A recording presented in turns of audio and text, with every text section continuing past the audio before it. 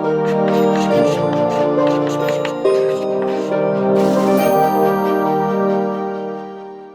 Friends, Bharat में मानव पूंजी का निर्माण जो हमारा अध्याय है उसमें आखिरी वीडियो की तरफ हम बढ़ते हैं और उससे जस्ट पहले भारत में हम लोगों ने पिछले वीडियो में देखा था कि सार्वजनिक व्यय कैसा रहा है शिक्षा पर, और सार्वजनिक व्यय के साथ साथ बहुत सारे निजी प्रयास भी रहे हैं। तो शिक्षा में किस तरह का परिवर्तन हुआ है उसकी बात करेंगे। 1990 से स्टार्ट करते हैं, शुरू के 40 वर्षों की बात नहीं करेंगे। तो देखिए, सबसे पहले 1990 की बात है, उसके बाद से हमारे पास 2000 और फिर 2015, ये 3 टाइम लाइन्स हैं जो थोड़ा आइडिया लगेगा। सबसे अच्छी जो बात है हम लोगों ने देखा था कि महिलाओं और पुरुषों के बीच में जो साक्षरता दर का अंतर था वो कम हुआ है। जैसे 1990 तक भी 38% महिलाएं ऐसी थी जो साक्षर थीं, और वो बढ़ करके 63% हो गया। तो ये एक बहुत बड़ी जंप है। तो ये और उसके साथ आप ऐसे भी देख सकते हैं कि पहले जो अंतर था वो यहाँ पर 62% आप बोल सकते हो लगभग, और ये 38% है। तो उस हिसाब से 24% का अंतर हुआ करता था, और अब ये अंतर देखिए 81 और 63 में 18% का अंतर है। तो जो दोनों के बीच का अंतर है वो कम हुआ है, और ये बहुत अच्छी बात है क्योंकि महिलाओं की साक्षरता बहुत सारे लेवल्स पर, बहुत सारे एस्पेक्ट्स में पूरे समाज का फायदा करती है। उसके बाद से प्राथमिक शिक्षा संपूर्ति दर है, ये भी काफी ज्यादा एनकरेजिंग है, काफी तरह से अच्छी चीज हुई है। और 17% थी कब, 1990 में, और 2015 आते आते 94% हो गया। और यहाँ पर महिलाओं ने काफी ज्यादा अच्छी बाजी मारी है। जो बच्चियां हैं कक्षा 5 तक की शिक्षा में वो 61% हुआ करती थी, यानी कि लड़कों से 17% पीछे थी। लड़कों का 78% था, और अब देखिए 99%, तो लड़कों से 5% आगे पहुंच गई है ना। तो यहाँ पर लड़कियों ने पीछे कर दिया लड़कों को। और उसके बाद से युवा साक्षरता दर की अगर बात करेंगे तो युवाओं को हम लोग 15 से 24 वर्ष के बीच में यहाँ पर मानते हैं। तो इसमें जो पुरुष हैं वो उनका 76.6% हुआ करता था 1990 में, और उसका 79.7 हुआ, फिर आज 92% हो गया है। तो अभी इसका मतलब क्या हुआ कि आगे आने वाली जो पीढ़ी है या जो अभी लोग पढ़ रहे हैं उसमें 15 से 24 वर्ष के बीच, और अभी का मतलब 2015 है, उन लोगों का परसेंटेज काफी अच्छा हो गया, 92% हो गया है। और महिलाओं का जो है वो 87% है। लेकिन ये 87% में देखो होता क्या है, जैसे जैसे पॉपुलेशन जो जिनकी बहुत ज्यादा उम्र हो गई है और उम्र की वजह से इनकी डेथ होती चली जाती है, मृत्यु होती जाती है, वैसे वैसे आगे आने वाले समय में वो बहुत तेजी से परिवर्तन होता चलाएगा साक्षरता दर में, क्योंकि अब तो एनरोलमेंट लगभग 100% के आसपास है। तो ये काफी अच्छी चीज है।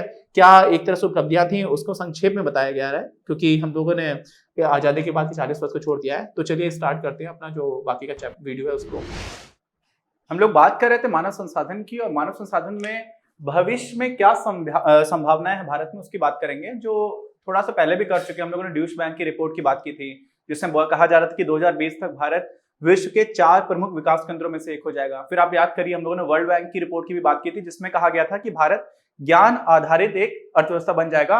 2030 से 2032 के बीच में चीन, अमेरिका और भारत, ये दुनिया की 3 सबसे बड़ी अर्थव्यवस्थाएं होंगे। और उसके लिए हमें बहुत कुछ काम करने की आवश्यकता है। यही समय है जिसमें हमें काम करने की आवश्यकता है। तो चलिए साथ में वही काम स्टार्ट कर देते हैं। तो देखिए, एक बात जो पहली आती है वो है कि सभी के लिए शिक्षा होगी, ये आज भी एक सपना है।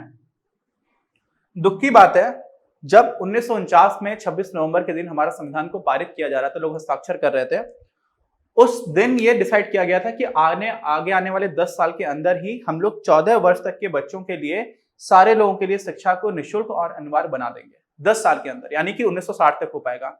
हुआ कब जाकर के? 2009 में शिक्षा के अधिकार में। कब मिला था ये अधिकार? 2009 में। ठीक है, तो हम लोगों ने जो काम सोचा था कि 10 साल में कर लेंगे, उसको करने में हमें 60 साल लग गए।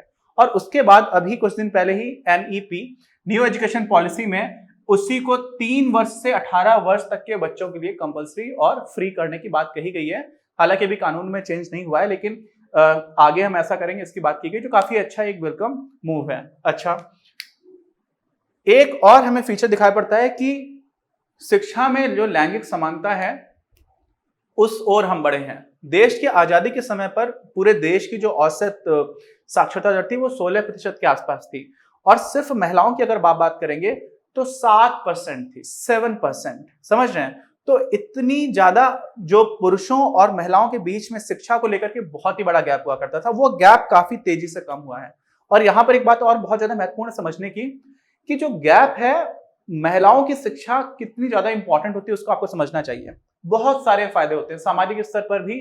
क्या क्या होता है? पहली चीज तो सीधी सी बात है कि महिला को उसकी जो आर्थिक इंपॉर्टेंस है, आर्थिक महत्व समाज में, वो मिलना स्टार्ट होता है। सरकारी नौकरी है, जैसे मान लीजिए अभी आजकल टाइम पर UPSC एग्जामिनेशन में बहुत सारे लोग ऐसे हैं जो गवर्नमेंट जो सर्विस क्वालिफाई करके आ रहे हैं उसमें लड़कियां बहुत सारी रहती हैं। कई साल से ऐसा हो रहा है पिछले कि जो टॉप कर रहे हैं उसमें से बहुत सारी लड़कियां हैं। टीना डाबी ने टॉप किया था, इरा सिंघल जी ने टॉप किया था यूपीएससी आईएएस एग्जाम में, सबसे कठिन माना जाता है। तो हो ये रहा है कि सर्विस में अगर लड़कियां आ गई, अभी मैं उदयपुर में हूं तो यहाँ की भी जो डीएम है वो भी एक महिला है। तो होता क्या है कि इस टाइम पर आपको समझ में आना चाहिए कि महिलाओं को ऐसा माना जाता था कि प्रशासन है, राजनीति है, ये इनके लिए नहीं है।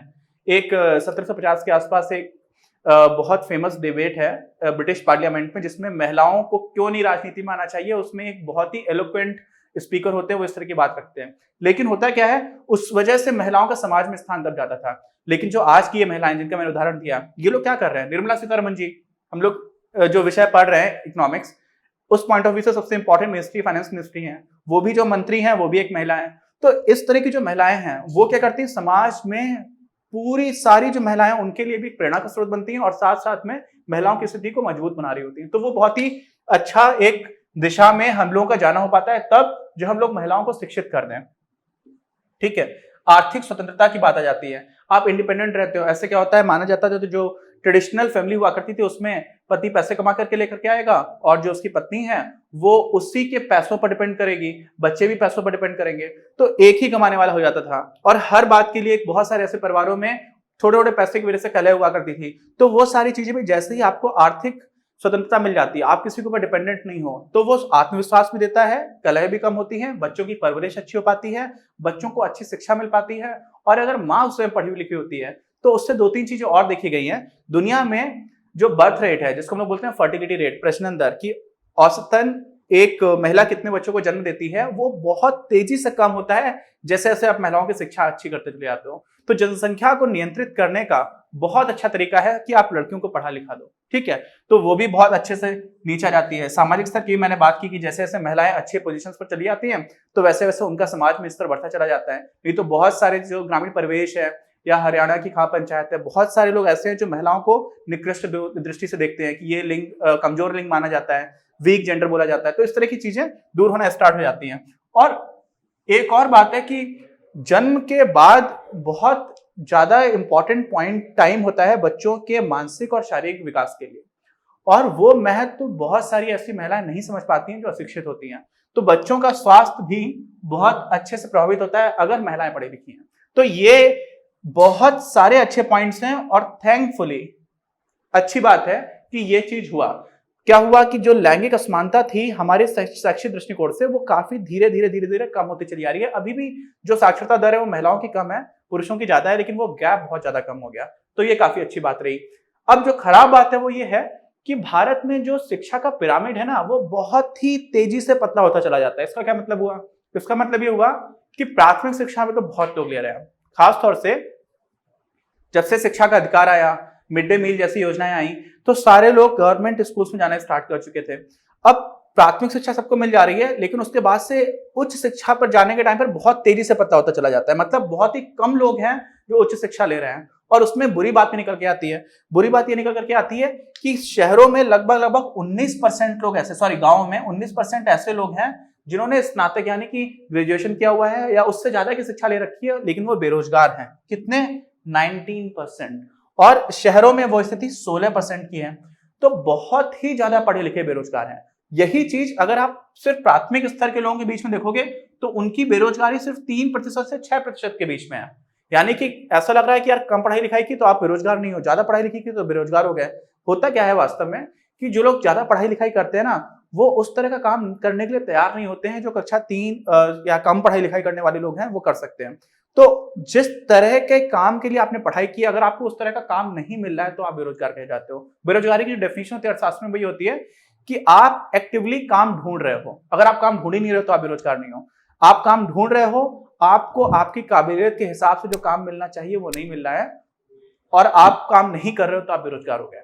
ठीक है, नहीं कर पा रहे हो क्योंकि आपको उस तरह का काम मिल नहीं रहा है। तो जो उच्च शिक्षा लेने वाले लोग हैं ना, उसमें मिल नहीं रहा। और इसमें जो सबसे ज्यादा खराब वर्ग आता है ना, सबसे ज्यादा अनअफेक्टेड, खराब मतलब जिनकी स्थिति सबसे खराब है, लोग खराब नहीं है, वो आ जाता है गांव में रहने वाली महिलाओं का। ऐसी लड़कियां जिन्होंने बीएससी किया है, बीए किया है, बीटेक किया है, फिर एमएससी किया है, एमए किया है, उनमें से बहुत सारे लोग बेरोजगार हैं। क्यों है बेरोजगार? क्योंकि 2-3 कारण हैं। सामाजिक दृष्टिकोण से ही बहुत सारे कारण हैं। बहुत सारे लोगों का ऐसा माना जाता है कि हमारे समाज में शादी के लिए आपकी लड़की का पढ़ा लिखा होना बहुत जरूरी है, अच्छी बात है, लेकिन पढ़ लिख लेगी जॉब नहीं करेगी, है ना। तो कई बार ऐसा था कि समाज की तरफ से भी ऐसी चीजें आ रही होती कि आप उसको काम करने ही नहीं देते हो। और बाकी गांव में क्या हो जाता है ना, गांव में महिलाओं के लिए ज्यादा काम बचते नहीं है जिनको सामाजिक मान्यता प्राप्त है। किस तरह के काम होते हैं, गांव में टीचर्स बन जाती है लड़कियां, है ना, जो भी गवर्नमेंट स्कूल है वहां पर पढ़ा सकती है, तो उतनी जॉब अपॉर्चुनिटीज नहीं होती हैं। तो पढ़े लिखे बेरोजगार युवाओं में जो सबसे ज्यादा बुरी तरह से प्रभावित वर्ग है वो ग्रामीण महिलाओं का रहा है, जिनमें लगभग 30% बेरोजगार रही हैं। तो ये भी काफी दुख की बात है। और इसी में ये जो डेटा है हम लोग कब की बात कर रहे हैं, ये एनएसएसओ है, हमारा नेशनल सैंपल सर्वे ऑर्गेनाइजेशन, अब उसको ऑफिस बोलते हैं, पहले ऑर्गेनाइजेशन नाम हुआ करता था, 2011 और 12 के हिसाब से डेटा है। तो ये जो बात है कि शिक्षित लोगों में बेरोजगारी, ये काफी चिंताजनक है। और इसमें जो इंजीनियरिंग ग्रेजुएट्स हैं उनकी भी ऐसी बात होती है, जिन लोगों ने इंजीनियरिंग कर रखी है। लेकिन यहाँ पर जो इंडस्ट्री है, जो लोग जॉब देने वाले लोग हैं, वो ये बोलते हैं कि उस तरह का कौशल ही नहीं है। मतलब डिग्री, नाम की डिग्री आप लोगों, बहुत सारे लोगों को मिल जा रही है, कई बार नकल से मिल जा रही है, बहुत सारे ऐसे तंत्र चलते हैं। 10th और 12th में भी पूरे बोर्ड एग्जाम्स में नकल होती है, उसके बाद से फिर बीए बीएससी में लोग नकल करके पास हो रहे हैं।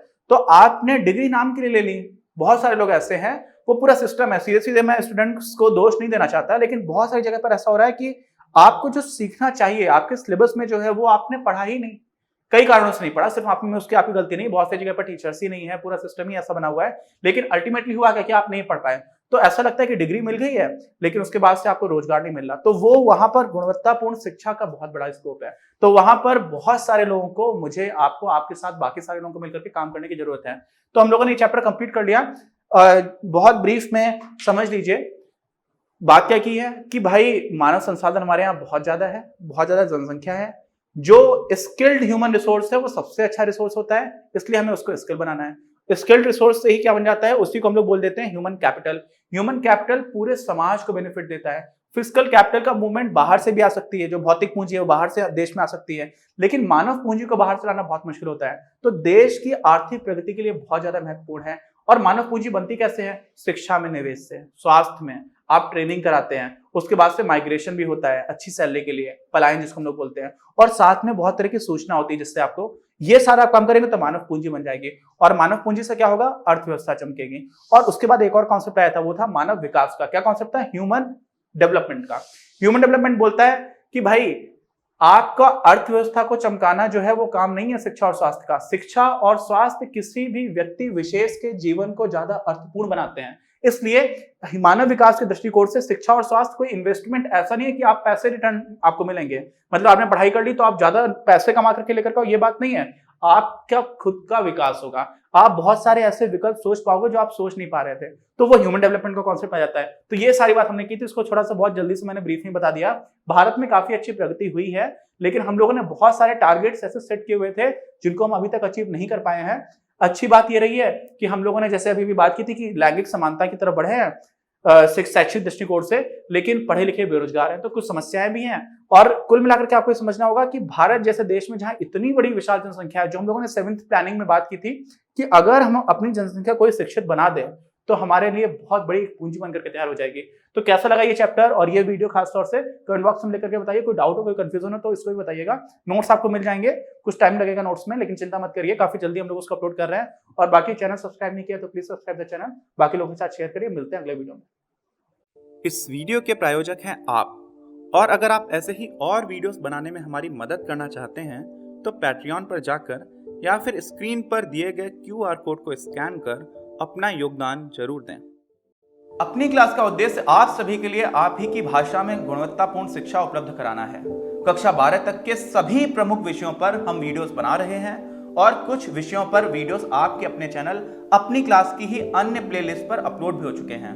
ज्ञान के प्रकाश से देश को सशक्त बनाने के हमारे इस प्रयास में इस चैनल को सब्सक्राइब करके और लोगों के साथ शेयर करके अपना बहुमूल्य योगदान जरूर दें। पढ़ेगा इंडिया तो बढ़ेगा इंडिया।